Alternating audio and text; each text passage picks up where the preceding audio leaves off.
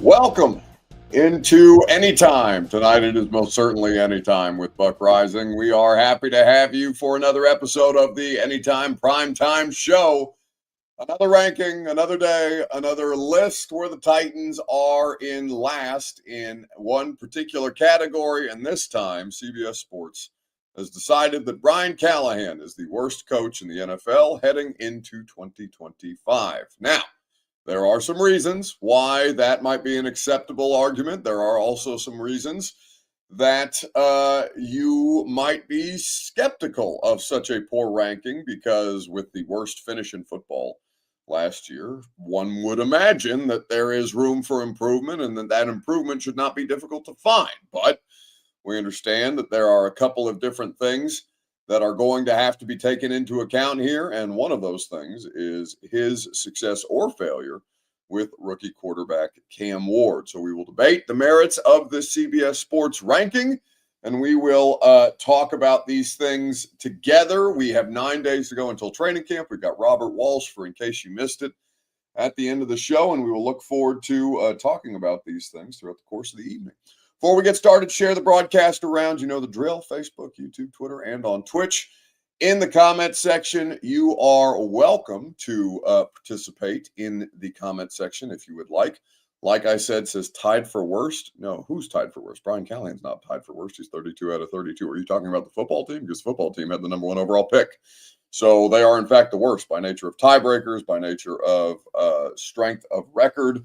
A number of different categories where the Titans were just bad enough to beat out the stinky Cleveland Browns for being the NFL's actual worst team.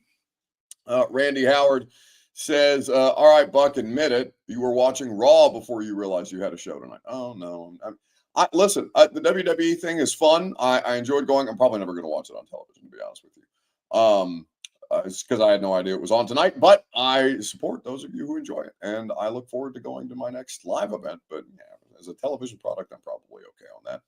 For the time being, share the broadcast around. We'll get going, and more of you guys will trickle in here as we roll on. Welcome into A to Z Sports Prime Time from the palatial Rising Estate. I'm your host, Buck Rising, and I'm proud, as always, to be presented to you by the wonderful folks at Two Rivers Ford. Quality, American-made Ford vehicles. Award-winning customer service is what they offer you. Go to Two Rivers Ford in Mount Juliet or online at tworiversford.com for more details. By TrueMath Fitness in the Gulch, where your first workout is free as a Middle Tennessee resident. No workout ever recycled, no workout repeated. TrueMathFitness.com, there to help you achieve your fitness goals. So Brian Callahan, is he actually the worst coach in the NFL? Well, this is according to CBS Sports, because the Titans, they are one of, I believe it's 12 franchises that's never won a Super Bowl. Jeff Fisher in 1999 is the closest that the Titans have ever come to being, well, they were in the Super Bowl, but of course 1 yard short against the Rams. They've been in the playoffs a handful of times since then. They have won divisions. They have been wild card teams. They have won a few playoff games in this decade, but those have been few and far between. And now they're looking to not necessarily aspire. I mean, they aspire, of course, to playoff contention into Super Bowls every time they start a season. But realistically, we understand that the Titans are a far cry from the playoffs, much less the Super Bowl, and that Cam Ward and Mike Borgonzi and Brian Callahan and Chad Brinker and all these other pieces and parts that are being tasked with pulling this thing back up off the mat, they have a long way to go. The question remains, how much confidence do you have as a fan base in Brian Callahan? How much confidence does the organization actually have in Brian Callahan? Because he's back for another year, and I think that he should get at least this year and the next with Cam Ward for the opportunity to give Cam Ward the chance to succeed and to give Brian Callahan a fair shake here, because I do think that despite some messaging and some overstated optimism last year about what this football team could be, I think he deserves another, maybe deserves is a strong word. If you finish as the worst team in football, maybe you don't deserve much, but you understand my meaning. I think that he should get at least another crack at this thing, and potentially even two, for the sake, if for no other reason, to try and give this quarterback some continuity. So we'll see how Brian Callahan adjusts to the new personnel and makes an offense that functions at a reasonably high level. Out of it, Callahan came in dead last among NFL head coaches, according to the CBS Sports ranking. And it doesn't mean it's the end-all be-all. And Cody Benjamin is the one who authored this.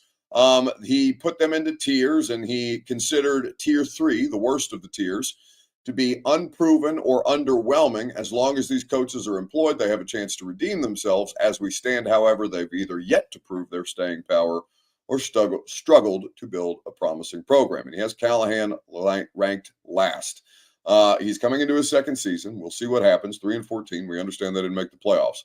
And what it says here is we shouldn't fault Callahan too much for inheriting an overhauled roster, which they were a big part of overhauling the roster. I wouldn't necessarily say that he inherited. I would find factual inaccuracies with that. In fact, they overhauled the roster when Brian Callahan came in here.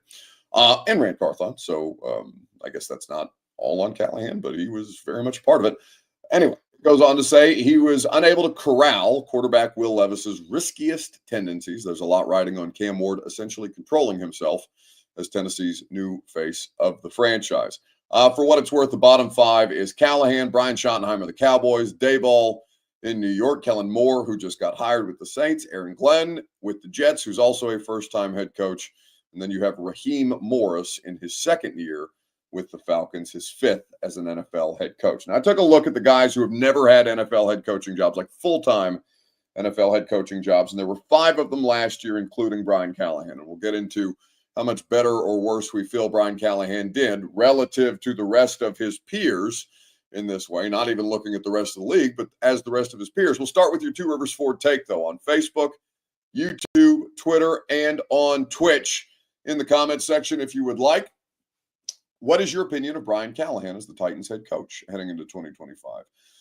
It can be one word. It can be a lengthier explanation. It can be that you're fed up with him. It could be that you wanted him gone after last season. It could be that you have a lot of hope for him and that you think he deserves better than what he got last season based on the quarterback play that he was saddled with. Although, you know, as we've talked about, Will Levis got worse last year. Will Levis didn't get better. He looked appreciably worse year over year from rookie to sophomore campaign. And Brian Callahan, it's really the only black mark on Brian Callahan's quarterback resume. You're going to hear from the head coach here in just a second, right after I remind you that your Two Rivers Ford take is made possible by the South's most trusted Ford dealer. That's Two Rivers Ford. Employee pricing for everyone. You can't beat that. You pay what they pay on almost every new Ford on the lot, and that is what Two Rivers Ford has become famous for over the course of over 4 decades serving Middle Tennessee. That award-winning customer service, that call to go above and beyond to make sure that you enjoy the car buying process and that it's fast, easy, and more fun. That's Two Rivers Ford in Mount Juliet or online at tworiversford.com for more details. All right. So, what is your honest opinion of Brian Callahan heading into year 2?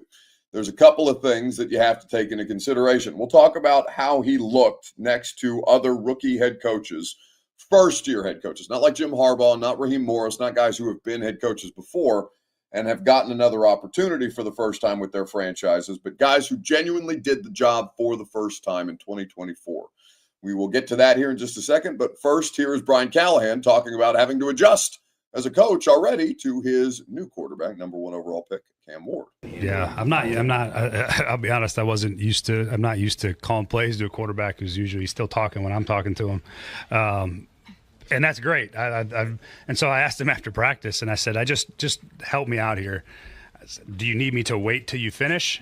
And he goes, no, I'm listening.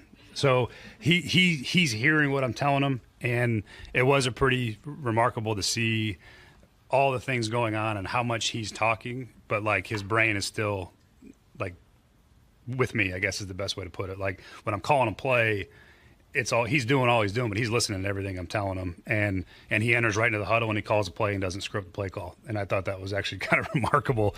I don't know, I couldn't do that. So that's just kind of who he is. That's his personality. And again, if it was something that I felt like was detrimental to his ability to manage the offense and call it in a huddle and all that, I'd probably have a couple things to say to him. But he didn't miss a beat when it came to calling the play and being on top of it and then executing when it came time to execute. So it was a new experience for me, but it was fun. That's Brian Callahan at mandatory minicamp, not a month ago, just about a month ago, a little more than a month ago at this point in time. And he talked about new experience there dealing with Cam Ward. The new experience was also being an NFL head coach, working with two first-time coordinators in Nick Holtz and Denard Wilson and Colt Anderson. So three first-time coordinators coming into a franchise that the Titans are not, or at least they have not been a well-run organization in the last couple of years. And I think just as much, it doesn't mean that Amy Adams Strunk can't turn it around. She's had some good years. Maybe that's luck. Maybe, maybe it's all luck, right? Maybe the impact of ownership is not as bad or as good ever as we think it is, but this organization has been poorly run. She has made poor decisions in the hiring process, certainly when it comes to the replacing of the general managers. And there's not reason to believe that she upgraded at head coach when she fired Mike Vrabel and brought Brian Callahan in just yet. Eric Castillo says on YouTube, Callahan didn't call the wrong plays. Levis made the wrong reads. And while there is documented evidence of some of that, you don't know the reads. I don't know the reads. We are not in the meeting room, so doesn't mean that Callahan was infallible. Will Levis is an easy scapegoat. He is the biggest reason why they were so awful last year was Will Levis, for sure. But it doesn't mean that Callahan handled the situation correctly, and it wasn't just the offense that failed, right? The special teams were hideous. The defense was porous. They gave up as many points per game as they had since that 2020 season, where they were the historically worst third down defense since the merger. And that was, again, a product of the special teams, right? It was just a never-ending cycle of suck. For the Titans last year, it was all three phases. At the end of the day, that's on the head coach at this point in time. Now, I saw Puka bring up the fact that she didn't take Dan Campbell seriously. Mr. Know-It-All agrees. I thought Dan Campbell was the worst hire, but damn, I was wrong. Well, we'll see, right? Dan Campbell is a good CEO head coach, but he also had the opportunity to kind of gut it out a little bit as an interim in Miami all those years ago. And also he had two head coaches, or rather two coordinators, who are now NFL head coaches. So we will find out about Dan Campbell. He's the right person for the Lions at the time. And if things go south, if the Lions are a worse football team, which I think most of us expect them to be this year, won't just be because Dan Campbell isn't as good as he used to be. It'll just be that Dan Campbell made good hires and now has to go about replacing those. It happened to Vrabel, right? Vrabel hired Matt LaFleur. Matt LaFleur left to be a head coach. Vrabel hired Arthur Smith. Arthur Smith went on to be a head coach. And then when you start having to churn and burn your OC candidates because they keep getting jobs elsewhere, well, at a certain point, you're going to run out of runway on that. And I think that Dan Campbell, this is going to be a great test for that. But to your point about his introductory press conference, yeah, nobody took him seriously with the biting of kneecaps. And I don't think Brian Callahan has to be defined by his 1 year, by his first year. But he has a lot of work to do in this department. And frankly, I don't have any issue with the ranking of the worst in football, because he coached the worst team in football last year, and he had a worse record than every other rookie head coach. He had a worse record than every other first-year head coach last year, but even among the rookies, he was the worst. Mike McDonald with the Seahawks was 10-7. Dave Canales went 5-12 with the Panthers. Gerard Mayo got fired, but still won more games than Brian Callahan did last year. He was 4-13, and so was Antonio Pierce, who was also relieved of duty. So two of those people won more games than Brian Callahan and got fired as one-hit wonders there. MB says it's a ranking and nothing more. And I saw a comment earlier from Iro or Irio. I know I butcher that every time I try to say it, about how many times the Titans have been ranked last. Bill Barnwell says they have the worst playmakers, or the worst collection of skill group, skill position players that in the NFL. And I thought that was interesting. Okay, here it is.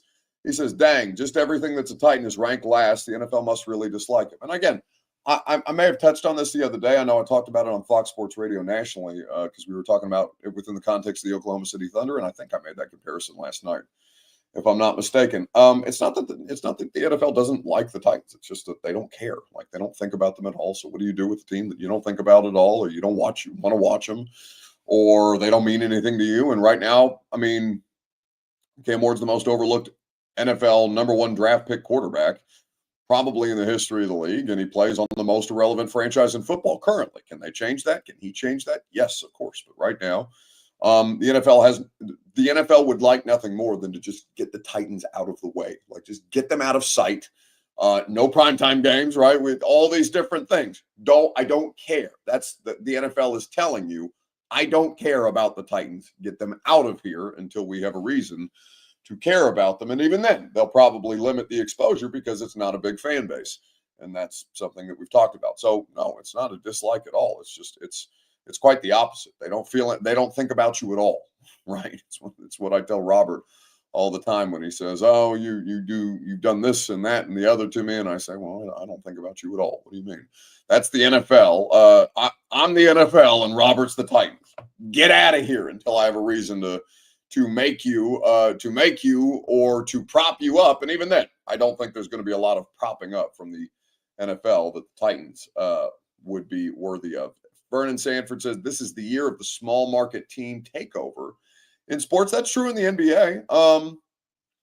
And listen, I mean, the small market narrative is skewed. Green Bay is the smallest market in the NFL. Green Bay is an international fan base, right? International by a mile. Irio says the Titans always play better as the underdogs. No, they don't. They haven't done that in quite some time.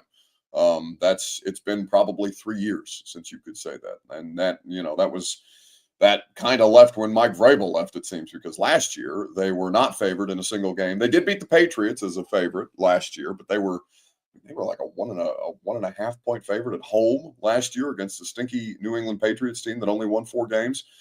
And I mean, it's been a long time since you could say, yeah, the Titans always play better as underdog. They don't do that anymore. They don't host the Kansas City Chiefs and upset them because of punt blocks or field goal blocks and Rashaan Evans returning a touchdown. They don't go head to head with Josh Allen anymore, with Derrick Henry and Josh Allen squaring off on Monday Night Football, going blow for blow essentially, and Jeff Simmons getting a goal line stop to keep Josh Allen's big ass out of the end zone. They don't do that anymore. They lose, they lose a lot, and they lose by a lot in recent history.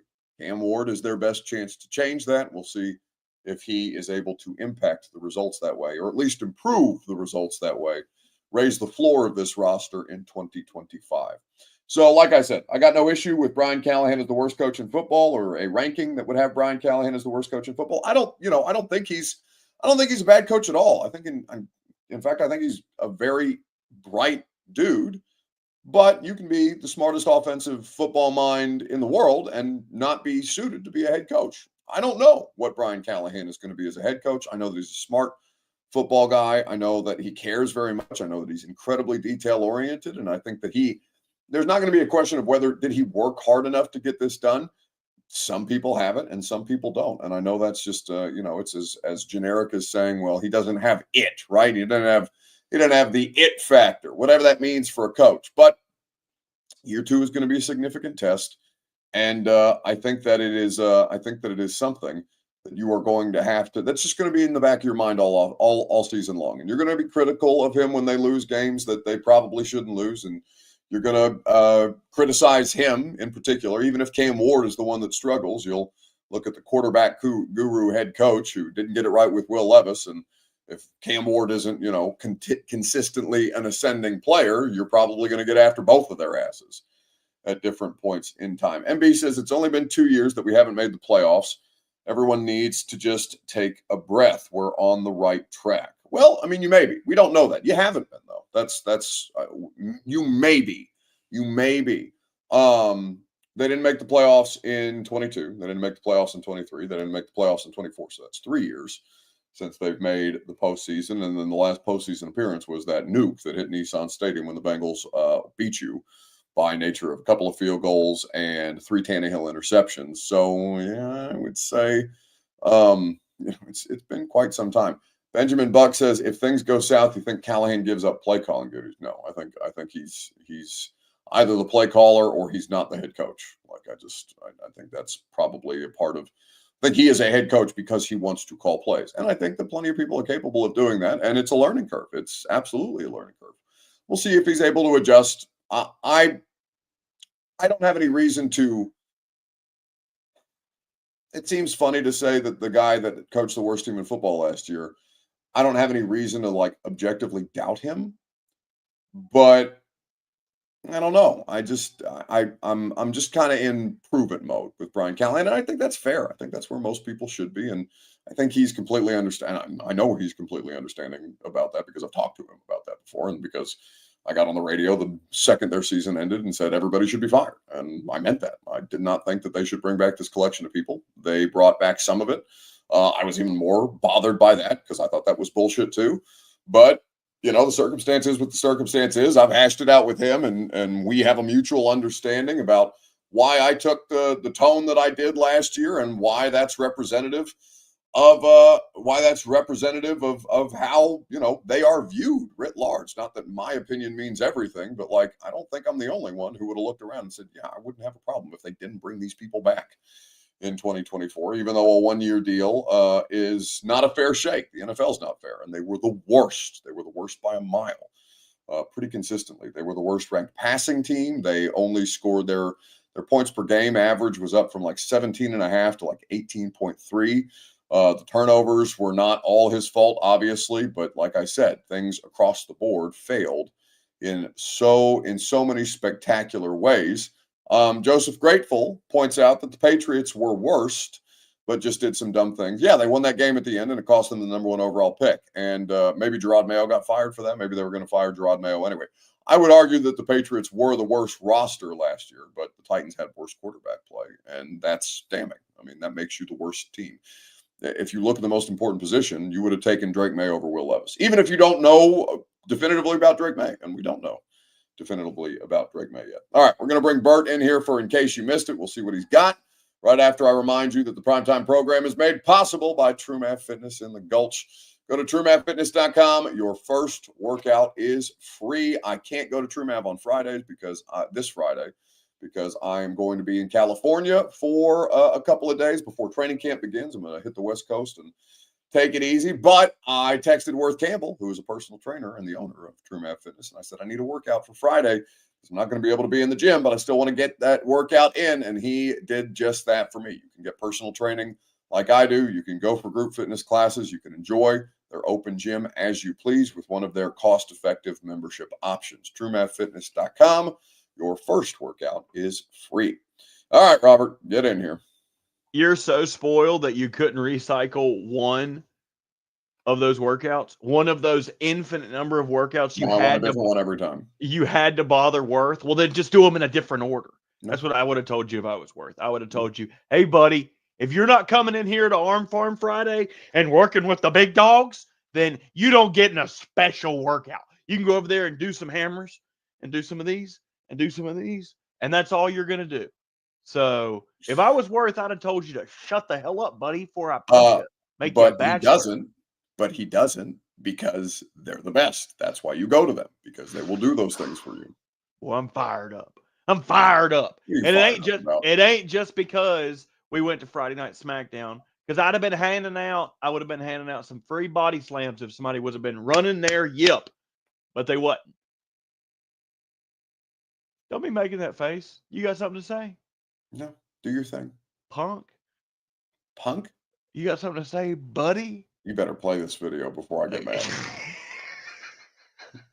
Okay, I wanted to educate you. We had a lot of fighting going on this weekend. We did have a lot of fighting going on. UFC, Derek Lewis, that was in Bridgestone. SmackDown was in Bridgestone. So I wanted to show you one of my favorite fight videos. It is from Pride 21. Have you ever heard of Don Fry? And what's this other cat's name? Let me make sure I know where he's at. Hold on. Don Fry is an incredible wrestler. And he fought this other guy who was a pro wrestler, Yoshihiro Takayama. You ever heard of Yoshihiro Takayama? I haven't. Well, both of these dudes are badass dudes, built like brick shithouses. And they were going to fight in Pride, which happened.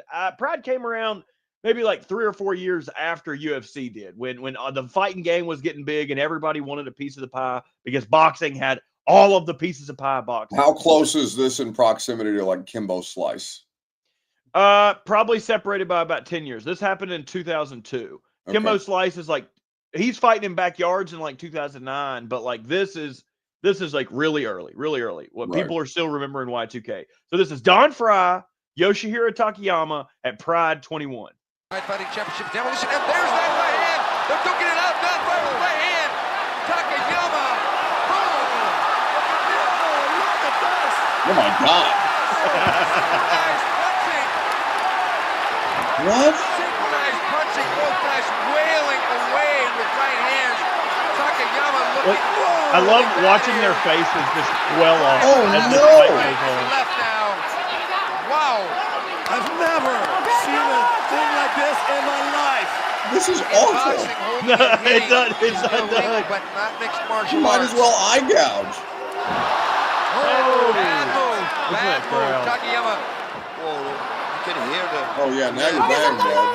No, he called it. But see, that is not the whole clip. Go Holy watch shit. the fight. The fight, they come out and it's like, and they just do that right there and just over and over again, just punch each other in the face. This is POV Yoshihiro Takayama. Bam, bam, bam, bam, bam, bam. That's all they do the whole fight. If you're bored, if you don't have nothing to do once this is over and you've already watched all of the zone videos, hope you get a Cheyenne sneak peek back there. You need to go watch this. All you got to look, the full match is on YouTube. Go watch it. They just beat the shit out of each other for like 15 minutes. It's incredible. So we had a lot of fighting this weekend, and I wanted to show you a little bit of history so you have some context of why I am a messed up individual, because I watched that as like an 8-year-old. I don't know that. Well, that adds up, but I feel like that's normal 8-year-old boy behavior. If I I was had to tell 9. you this. All right, I think that's normal for it's like when Jackass came out. I don't know. I was probably in 8th grade or freshman year of high school, maybe younger, when Jackass came out, and like every one of your buddies got together when you guys were hanging out and tried some Jackass stunts or made up. Do you remember any of them? Do you remember any of them? Oh, I probably something like throwing a baseball at each other's nuts to see who'd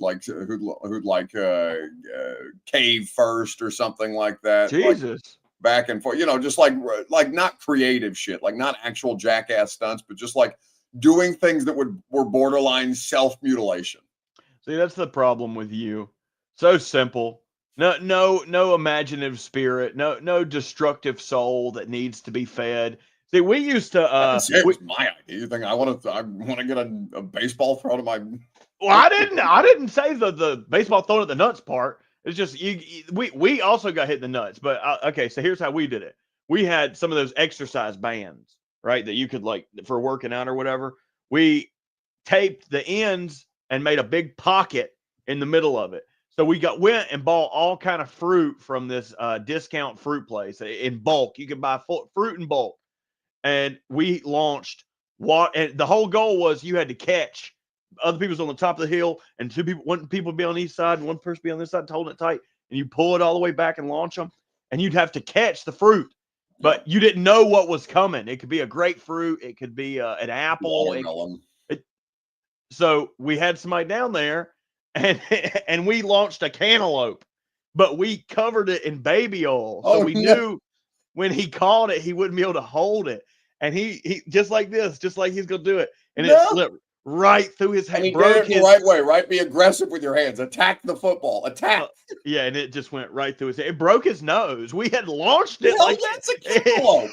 in like a grown man water balloon launcher. We did all kind of shit like that when we were kids. But kids, if you're watching, don't do airsoft that. guns, airsoft wars, all that kind of shit. What? I'm saying kids are watching. Don't do that. If kids are watching, get out of here. Yeah, go do something else with your time. If you're a child watching this show. All right, is that all you have? Yes, Cheyenne. That's all she has to. All right, get off my screen. I went the wrong way with it. Go, damn it! I did it again. Do it right. Oh wait, let me do it. Yeah, we got rid of him. Woohoo! All right, watch this kite child.